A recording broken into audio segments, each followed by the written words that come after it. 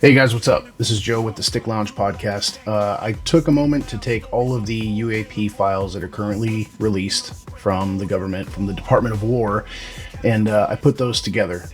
Been seeing a lot of things online about fake this and fake that and you know, whatever. I'm not going to get into any of that. That's not my place. I don't know enough. But I did put it all together, so if you don't have time to search through it and do your own, you know, searching and downloading and all those things, I did it here. It's going to be about a 30 to 35 minute video, excluding this outro and however I put this together. But I did want to go over a couple things first. So I've got my screen up here. Here's why I think people should appreciate what's happening, okay? You don't have to think everything's real. You can debunk it all you want, but we've been asking for disclosure or some form of it for a long time. And I think this is a step in the right direction. I hope this is a step in the right direction.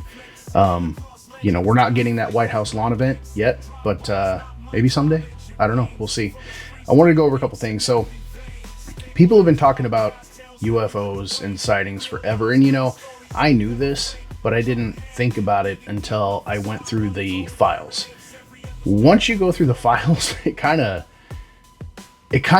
makes it real how long people have been seeing these things. And I know there's biblical, you know, drawings. I know there's cave drawings. I know there's things in the pyramids, ancient aliens. You know, there's a lot of that out there. But it really hit home as to how long people have been reporting this stuff to the police, the government, and how long our government and multiple governments, if you go through the files, you'll see there's several nations in there. You know, Germany, France, Sweden, a lot of different nations in there trying to figure out what's going on. So anyways, all that to be said, I did a quick little search on how long we've had actual programs looking into this. And I want to run through those real quick. So Project Saucer, that was the early iteration of Sign. That was from 46 to 47. So back in 46, you know, we're trying to figure out what's going on, what people are seeing. Sign was 48 to 49. Project Grudge, 49. Looked like that was just about a year from February to December in 49. Project Twinkle, summer of 49 to 50. So those are overlapping projects. Grudge was reestablished in October of 51 and ran till 52. Project Bear, this one I've never heard of, late 51 to 54. Scientific statistical analysis of UFO reports feeding into Blue Book's evaluation. There were CIA group studies. That was separate. Then you had the Robertson panel. If you don't know about that one, look that one up. The Durant report. Into 52, we've got Project Blue Book, the big one. Shout out J. Allen Hynek. I mean, he's the guy that kind of all of us UFO people look to and go, oh, that guy was on it. He ran Project Blue Book, and from what I understand, he kind of bowed out because the government was telling him to say that there was nothing to see, right? So I don't know. Project Blue Book, that one stands out. There was even a show. Go check it out. It was pretty good. Another CIA evaluation. You got the O'Brien Committee in 64, 66. I didn't know this. In 1966, we actually had congressional hearings for this. That's news to me. I thought these ones that we talked about on the podcast, if you haven't seen the podcast, go check it out, were the only ones that had been out there, but apparently not. Apparently we had some hearings in 66. I might go back and see if I can find transcripts or something. That could be interesting. The Condon Committee, 66, 68. University of Colorado UFO Project, that's what that was. 69 congressional hearings, more congressional hearings on UFOs. Man, I got to look into those. I didn't know that.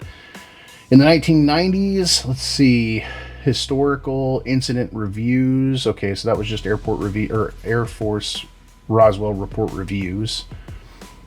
It looks like in the 90s there wasn't much going on. So wow, you got a long time between 69 and 1990 when nothing was happening. Actually, from 69 to the 2000s when nothing was happening at all. Then we get into where we are now. 2000 to 2010, you've got classified modern programs. OSAP, Advanced Aerospace Weapons System Applications Program. If you're into this, you've heard of that. ATIP, Advanced Aerospace Threat Identification Program, again, present. Let's see, Unidentified Aerial Phenomenon Task Force, the UAPTF. That's 2017 to present. The ODNI UAP, I've heard of that one. Reporting and assessments. I think, I don't know if I've heard of Unidentified Aerial Phenomenon Task Force. That one, I'm not sure. Let me know. NASA UAP Independent Study. So NASA went off and did their own study on it. You've got AARO, the All Domain Anomaly Resolution Office. That one's pretty familiar if you're in this space. And then we finish with the recent congressional UAP hearings. So all that to be said, guys, this has been talked about for a very long time. We've had questions as people, as the public, we've had questions. They haven't been answered. Sounds to me like the government has had questions. I don't know. You could say Eisenhower did a deal. You could say they've known. You could say a lot of things that are trending right now are the four aliens that are here on Earth with us, the four species. What are they? The Greys, the Reptilians, the Nordics, and the Insectoids, or the praying mantises. I see that going around a lot. I don't know. I don't know what's going on. But all that to be said, I think it's really cool that we finally got an official drop from the government, that we get to look, check it out, see what they have.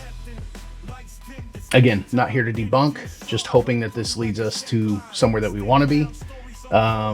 Take a moment, check it out. I did everything that you're going to see in this clipped up video, or these clips put together, is direct from the Department of War website, downloaded. The only thing that I did do is I cut out long periods of pauses, or there were some videos where you didn't see the UAP right away, so I kind of got to it, so we're not wasting too much time, because there's a lot. I did not include some of the images of like newspaper clippings that have pictures. There were drawings. This is kind of just the videos, every video that you can see, and the pictures that were highlighted, so to speak. There were a few photos I didn't throw in there that have just like a black dot on a FLIR camera. Anyways, it's all out there, guys. This is what I threw together. Hope you enjoy it. If you do, let me know if you like it, and I'll do the same when the next drop comes out. So, Stick Lounge Podcast, guys. If you haven't checked us out, please do. We're kind of a variety show. We go over a lot of things, but if you're interested in this, every week we do a Paranormal Corner and a UFO alien update, and we're always changing the show. So if you have suggestions, let me know. Thanks a lot. Bye. Jimmy Control here again. Earlier in the flight, you'll recall at the start of the second revolution, we had a reference to several objects that the crew spotted. This was in the area of Antigua.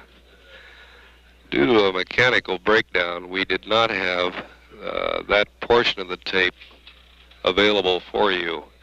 This was a line breakdown between Building 30 and our news center in Building 6.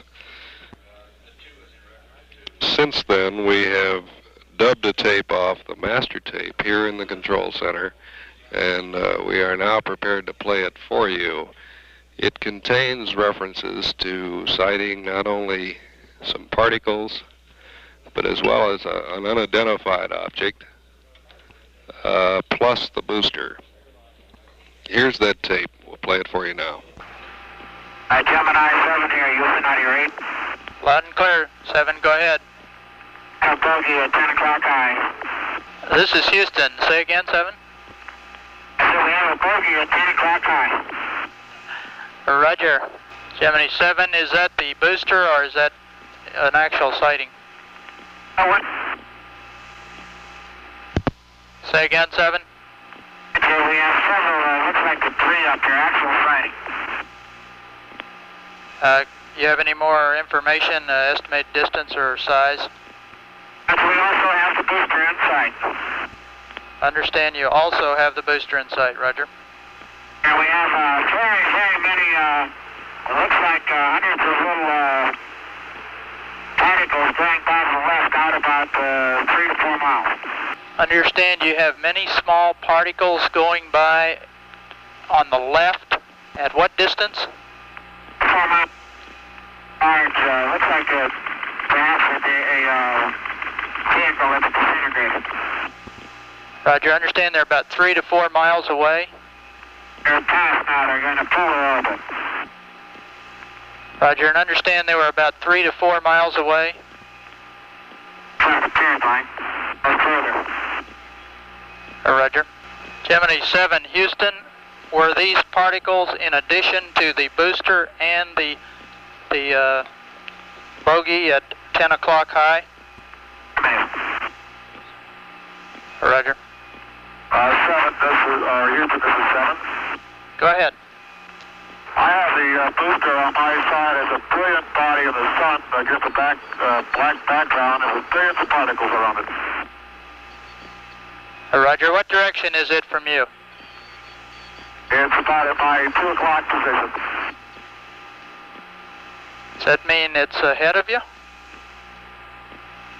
It's ahead of us at 2 o'clock, slowly tumbling. Roger. Gemini Control here again.